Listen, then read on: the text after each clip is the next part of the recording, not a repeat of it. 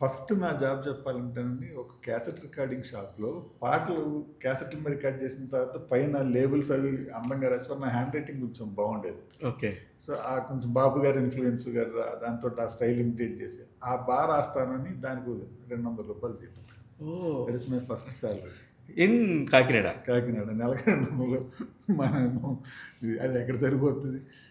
Freelancing వర్క్‌లు అవి ఇవి అంటే అంటే వాట్ నాట్ అంటే బతకడానికి ఏది కావాలంటే అది అన్నీ చేశాం. అవసరానికి ఏది అలానే ఏమి పనికొస్తది. తప్పుడు పనులు లాంటి బయట వైపు లేదు. హ్మ్.